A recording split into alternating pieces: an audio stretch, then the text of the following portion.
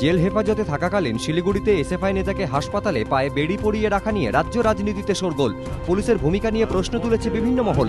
শেষমেশ বেড়ি খুলে দেওয়া হলেও সিপিএম মানবাধিকার লঙ্ঘনের অভিযোগে সরব। তারা নিশানা করেছেন খোদ মুখ্যমন্ত্রীকে। পাশাপাশি শিলিগুড়ির এই ঘটনা উস্কে দিয়েছে প্রায় 24 বছর আগের একটি ঘটনা। সেপ্টেম্বর 1989 হুগলির জাঙ্গিপাড়ায় পুলিশের গুলিতে কয়েকজন কংগ্রেস কর্মী আহত হন। 4 জন কংগ্রেস কর্মীকে শ্রীরামপুর হাসপাতালে শিকল দিয়ে বেঁধে রাখা হয়। প্রতিবাদে গর্জে ওঠেন তৎকালীন কংগ্রেস সাংসদ মমতা বন্দ্যোপাধ্যায়। আহত কংগ্রেস কর্মীদের শিকল খোলার দাবিতে মমতা বন্দ্যোপাধ্যায় এবং আব্দুল মান্নানের নেতৃত্বে বেশ কয়েকজন কংগ্রেসের কর্মী সমর্থক মহাকরণে ঢুকে বিক্ষোভ দেখান। রাজ্যের তৎকালীন মুখ্যমন্ত্রী জ্যোতি বসু এবং স্বরাষ্ট্র সচিব এন কৃষ্ণমূর্তির পদত্যাগের দাবিতে তারা স্লোগান দিতে শুরু করেন। চাপে পড়ে তৎকালীন অর্থমন্ত্রী অসীম দাশগুপ্ত আহত বন্দীকে শিকল মুক্ত করার এবং ঘটনার তদন্তের নির্দেশ দেন। কাজ করেছে আজকে তৃণমূল কংগ্রেসও সেই কাজ করছে, একই ঘটনার পুনরাবৃত্তি করছে।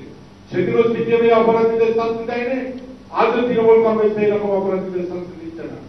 তাই বলছি, নববর্ষের প্রাক্কালে বাংলার মানুষকে মুখ্যমন্ত্রী আবার প্রতারণা করছেন, আবার নাটক করছেন ভবিষ্যতের নাম করে। 1989 মমতা বন্দ্যোপাধ্যায় ছিলেন বিরোধী দলে। আহত কংগ্রেস কর্মীকে হাসপাতালে শয্যার সঙ্গে শিকল দিয়ে বেঁধে রাখার প্রতিবাদে তিনি সরব হয়েছিলেন। সেই মমতা এখন মুখ্যমন্ত্রী। তার পুলিশ এসএফআই এর এক নেতাকে হাসপাতালে শয্যার সঙ্গে পায়ে শিকল দিয়ে বেঁধে রাখল। রাজনৈতিক মহলের মত, মানবাধিকার লঙ্ঘনের এই ঘটনায় অস্বস্তিতে পড়েছে রাজ্য সরকার। নিমাই পান্ডা, এবিপি আনন্দ, কলকাতা।